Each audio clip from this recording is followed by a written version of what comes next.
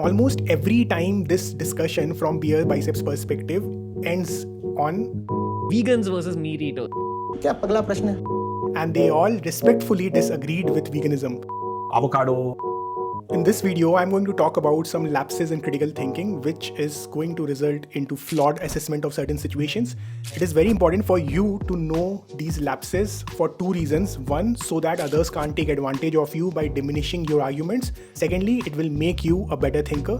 I'm going to use alternate media, also known as social media, to drive my points. So without wasting any time, let's get started. Vegans versus meat eaters. So starting with the first logical limitation, singing to the choir, featuring Beerbiceps. But Ranveer, very honestly, I don't profess and I don't tell people to be vegetarian because there are arguments On both sides. on both sides. And it's a personal choice. So Beerbiceps has discussed animal ethics with some of his guests. Reality for a human being is subjective. You believe what's right and wrong based on your perspective. So meat would be food to someone and it would be dead animals to another human being. And almost every time this discussion from Beerbiceps perspective ends on veganism or consuming animal flesh as a personal choice.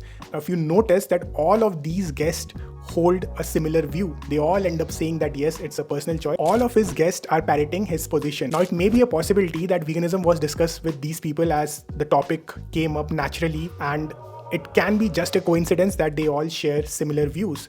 But he has had guests like Acharya Prashant and Kuntal Joshi who are vegan advocates, and guess what?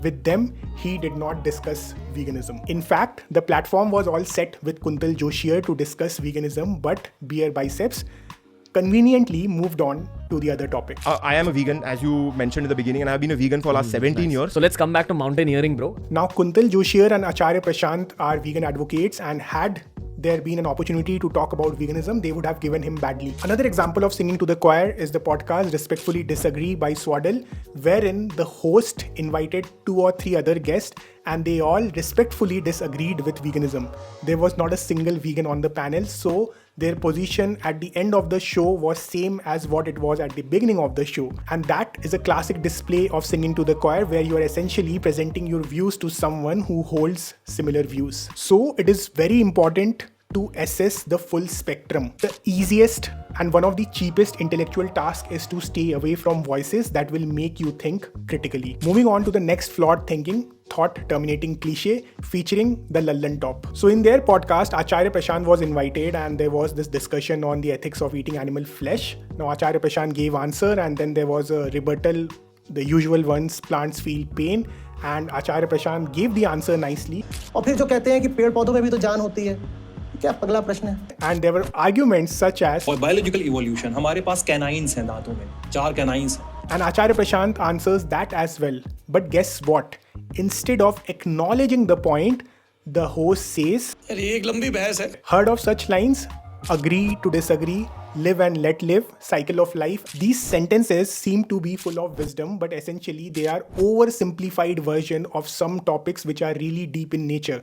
And people will resort to such lines to terminate their thinking process so that they don't have to inquire any further into a topic which requires intellectual integrity and honesty. यार ये एक लंबी बहस है. अरे अगर लंबा है तो बहस कर ना भाई. But instead of acknowledging, you just ended the discussion there. ये बहुत लंबा बहस है. We would have heard such discussions while discussing veganism where people would say this is a very wide topic, as if they have something substantial to say. If it's a wide topic, that means that you have very good counter arguments, then why don't you go ahead and make that? See, even in this case, he says that ये बहुत लंबा बहस है. That means that there are so many pointers to it. Yet, they started their argument with 2 pointers, canines and plants feel pain.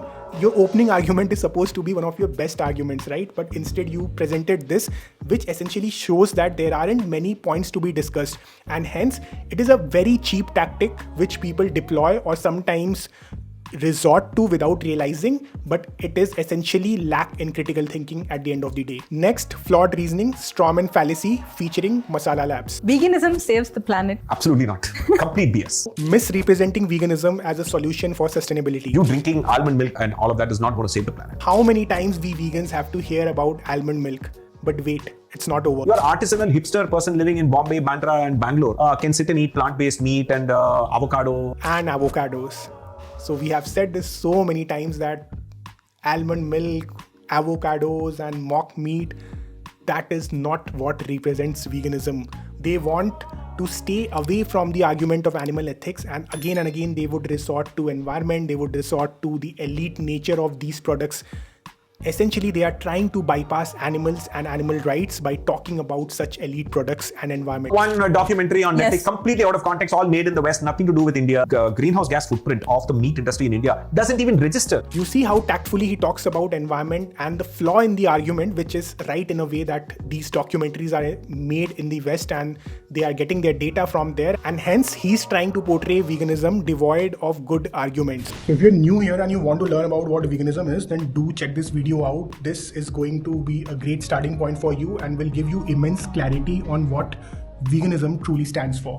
There are other glaring issues with that video. Masalalabs has previously also posted against veganism. He made an Instagram post and I have made an elaborate debunk of his post, which you can read on our website. In general, Strawman can be a fallacy, but it can also be a strategy where the opponent is aware that they don't have substantial point, but yet in a cunning way they would create a strawman version to attack your argument. Now in case of Masalalabs, I'm not sure if it's a fallacy or it's a strategy from his end. He otherwise seems to be a very smart person if you read up about his post on food science, but it doesn't matter because we need to be aware of the strawman fallacy or strategy whenever we hear of something of that sort. To drive my point, I'll give you one more example. Let's say there's an anti-feminist who in their discussion makes a point that now women also want to smoke and do drugs like men. Now, of course, this is sidetracking from the main argument of what feminism truly stands for. And let's say that you are a feminist and your next line is, so what, can't girls smoke and do drugs? Then you have been successfully sidetracked by your opponent. Always stay at the central theme of the argument. If a discussion is about feminism, then instead of getting sidetracked by all of this, talk about equal rights and opportunities and the inherent patriarchy against which feminism stands. And now a note to vegans. Using veganism with environment argument and using veganism with spirituality and health and all of that, please ensure that if you are doing this, then you should be very well versed with your arguments and you should have done enough research to navigate through the nuances. If not, then you are doing disservice to the vegan movement by empowering such people to create strawman version of veganism and then attack that. So are there benefits of plant-based diet on environment? Yes, there is, but you need to ask yourself objectively that am I knowledgeable enough to speak on the subject? Now personally, I don't speak up on any topic until and unless I have attended a certain degree of expertise on that subject. So I don't talk about environment today, someday I will talk about it. And we have a guest lined up for our Ethical Leaders podcast who is an expert on environment and of course is also a vegan. And I'm sure that we'll all learn from that. We have already published 2 episodes of Ethical Leaders podcast. Do check that out. The link will come somewhere here or here. And we have shot few more episodes which will come out soon. And coming back to Masalalabs, one thing he mentioned in the video with which sadly I agree is that a lot of vegans talk about the environmental aspect without much knowledge. And this is something which I have also observed, that some vegans will talk about the environmental aspect and their knowledge base is limited to 1 or 2 documentaries like Cowspiracy or Seaspiracy. Now, I'm not saying that you have to be perfect to do advocacy on a certain topic, but be very objective about your knowledge and advocacy. Now, let's say you watched Cowspiracy and you talk about environment to others, but then be objective about the gaps in your advocacy and then upgrade your knowledge. Because it is true that these documentaries cite data from the West and we may not have relevant data in the Indian context, or even if there is relevant data, I have not seen many vegans cite it. If you are someone who has done good amount of research on environment and animal agriculture with respect to the Indian subcontinent, then please share some resources in the comment section. Let's say you have been doing environmental advocacy for the past 2-3 years and your knowledge base is limited to 1 or 2 documentaries, then that is a problem. And like I said earlier, it makes us vulnerable and it empowers anti-vegans to create a strawman version. So I hope this video gave you value. Please share it with others. That really helps the channel.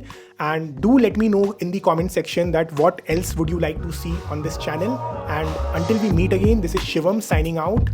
Namaste.